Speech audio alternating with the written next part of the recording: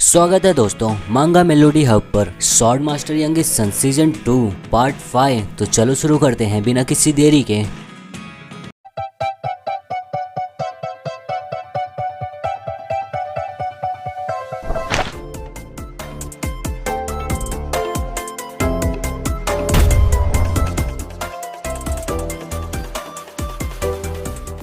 हमने देखा था चिरॉन जोशुआ को बहुत मारता है क्योंकि उसकी वजह से अब योना पूरे 5 सालों के बाद आएगी फैमिली में वापस। जोशुआ के जाने के बाद चिरॉन गिली को बुलाता है। गिली बोलती है हाँ। चिरॉन बोलता है यंगेस्ट ठीक है ना। गिली बोलती है हाँ, ज्यादा समय उन्हें हुआ नहीं है शामिल को छोड़े हुए। वो पी लिए हैं एलिक्सर 10,000 पॉइजन जो उन्होंने वहाँ हासिल किया था और अभी वो आराम कर रहे हैं। चिरॉन गिली को मेटल आर्मर देते हुए कहता है ये यंगेस्ट को दे देना। गिली शॉक हो जाती है। चिरॉन बोलता है और ये पक्का करना आज जो कुछ भी हुआ है उसे एकदम अच्छे से बताना, इसी वजह से मैं तुम्हें यहाँ बुलाया हूँ। गिली सर झुकाकर बोलती है मैं यंगेस्ट फ्लैग बैरियर को सब कुछ बता दूंगी, रून कैंडल के लिए और यंग मास्टर के लिए। उसके थोड़े समय के बाद गिली वापस पहुँच जाती है टिकान में, जिनको सब कुछ बताती रहती है। जिन चौक गया रहता है, बोलता है नेमलेस किंग भी वहाँ था और उससे भी जरूरी जोशुआ को फादर ने सजा दिया। गिली ये सब से बहुत ही ज्यादा खुश रहती है, जिनको अच्छे से बताती है कैसे कैसे जोशुआ को मारा है। बोलती है हाँ वो कितना हिंसक भरा था, फिर भी बहुत मजा आया। ये कितना कमाल का है ना यंग मास्टर। जोशुआ थोड़े समय के लिए आत्म प्रतिबिंब होगा और यंग मास्टर आपने हासिल किया ब्लैक मेटल आर्मर को देखकर जिन सोचता है 30 साल पहले एक लेजेंडरी ब्लैक स्मिथ पीकॉन मिंचे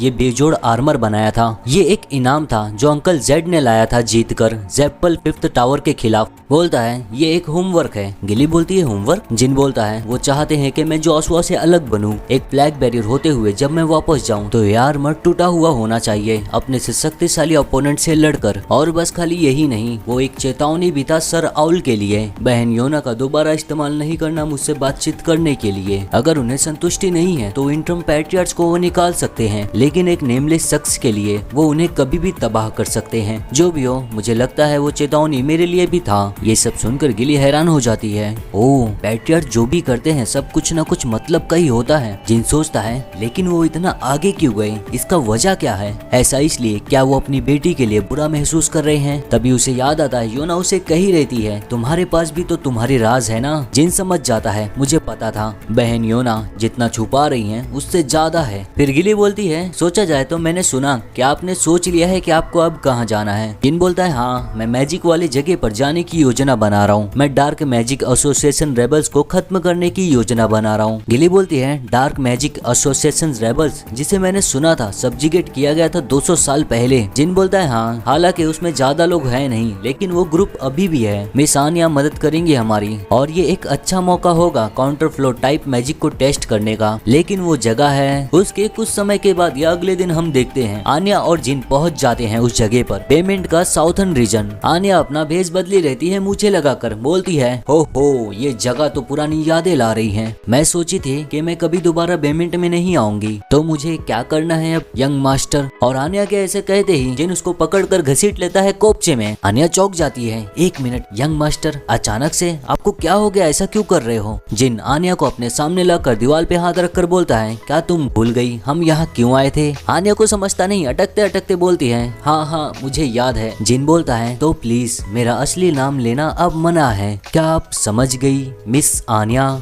जिनको ऐसा बोलते देख आनिया कुछ नहीं बोल पाती। उसका चेहरा पूरी तरह लाल हो जाता है और उसके जज्बात काबू से बाहर हो जाते हैं। करते करते गिर जाती है। बोलती है हाँ और पूरी तरह बेहोश हो जाती है। जिन देखकर चौंक जाता है। बोलता है miss आनिया? The Dark magic association एक संगठन जो 200 साल पहले अपने चरण पर पहुंच गया था। जैसा कि नाम से पता चलता है वो लोग पूजा करते थे उस मैजिक का जो डार्क वर्ल्ड से है। और उस समय जब वो लोग अपने चरम पे थे तब उन्होंने पूरे कॉन्टिनेंट में बहुत बड़ा प्रभाव डाला और उसके परिणाम में डर की स्थिति उत्पन्न हो गई। वो शख्स जिसने उन्हें तोड़ दिया वो है रियोल जेप्पल, पहली और आखिरी वो औरत जिसने इस्तेमाल किया था एनाइलेटिंग 1000 फायर्स माको फर्स्ट फॉर्मेशन, और उसका इस्तेमाल किया गया था डार्क मैजिक एसोसिएशन लीडर को मारने के लिए। रियोल जेप्पल सॉलिड का पहले का कॉन्ट्रैक्टर, और मेरी पिछली जिंदगी में सॉलिड चाहता था कि उसके कदमों पर मैं चलूं, और सॉलिड ने कहा था जब तुम शक्तिशाली बन जाओगे तो चलेंगे रियोल मेज से मिलने, मगर तब जब तुम उस टेस्ट को पास कर दोगे जो उसने पीछे छोड़ा था।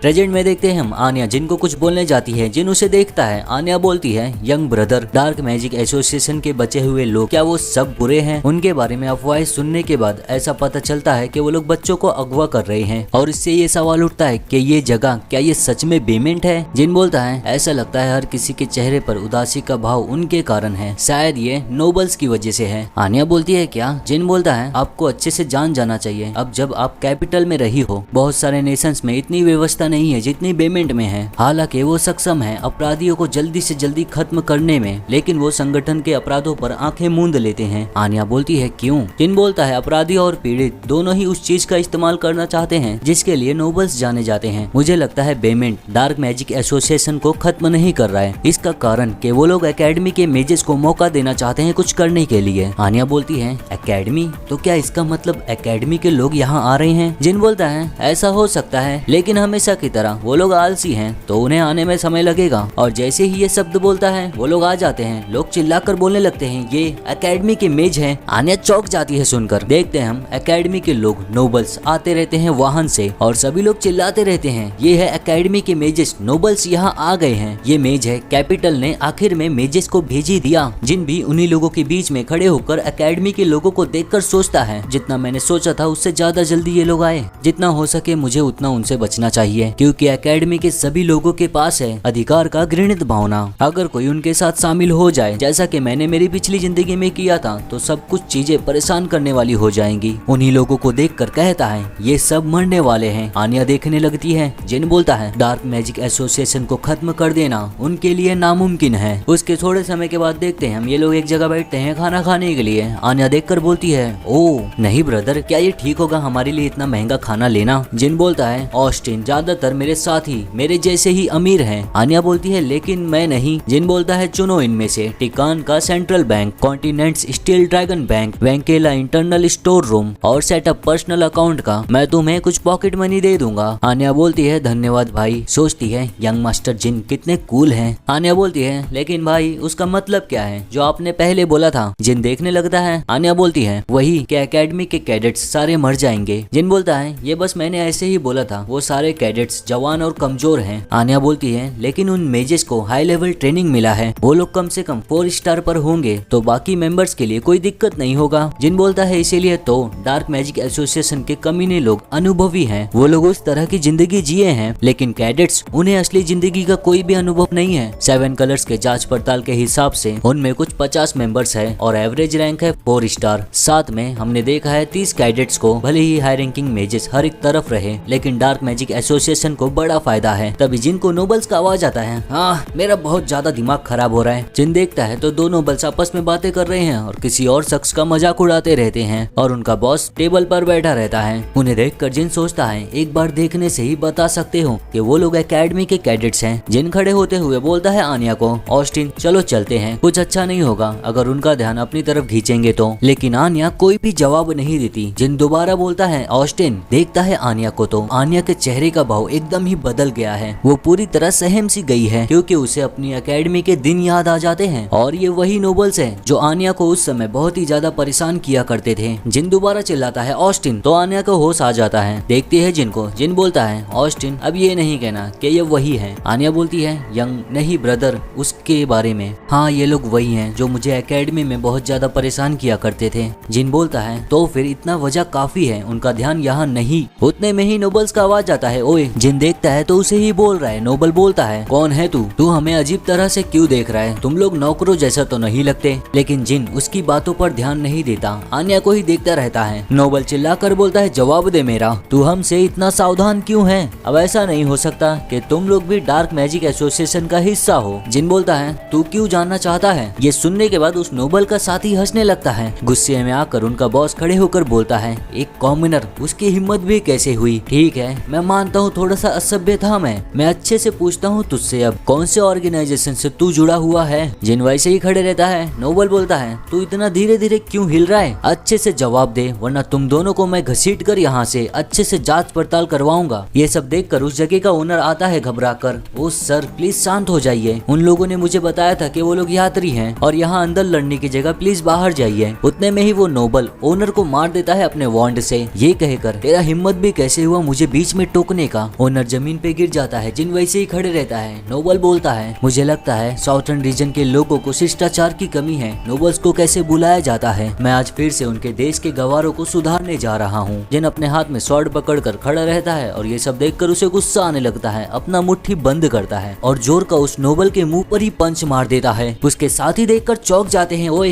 ये तू क्या कर रहा है अभी। जिन जाता है दरवाजे की तरफ, नोबल्स देखकर सोच में पड़ जाते हैं। हाँ, जिन को चिल्लाकर बोलता है, हिल मत वहाँ से, क्या तू भाग रहा है। जिन जाकर दरवाजा बंद कर देता है। ये देखकर दोनों नोबल्स पूरी तरह चौंक जाते हैं। जिन बोलता है, बेमेंट special affair division first company third platoon, बेमेंट स्पेशल फोर्सेस जो जुड़ा है फर्स्ट ब्यूरो से थर्ड डिवीजन। ये सुनकर नोबल पूरी तरह चौंक जाता है। जिन बोलता है, कैडेट्स ध्यान दो। ये सुनकर आन्या सोच में पड़ जाती है, स्पेशल फोर्सेस, आप इस चीज के बारे में क्यों बात कर रहे हो सर जिन। नोबल बोलता है, क्या बकवास है ये, special forces first bureau third division, ये पागल कमीना, तेरा हिम्मत भी कैसे हुआ उनका भेष लेने का। जिन उनके नजदीक ही खड़ा रहता है और तुरंत ही उनके ऊपर इस्तेमाल कर देता है माना काउंटर फ्लो। इस्तेमाल करते ही उसका असर भी होने लगता है नोबल्स पर। घुटने पे आ जाते हैं दोनों के दोनों, दर्द में चिल्लाते हैं, मदद करो। उन्हें देखकर जिन सोचता है, तुम लोगों को बस इतने ही मैजिक पावर से रिफ्लेक्स हो रहा है, तुम लोग बस रिफ्लेक्स के शुरुआती लक्षण से ही इतना ज्यादा कर रहे हो। इन कमीनों की वजह से आन्या परेशान थी। आन्या को देखता है तो वो जाकर ओनर को उठाती रहती है। नोबल्स को बोलता है, खड़े हो जाओ, अगर ऐसे ही तुम लोग ज्यादा नाटक किए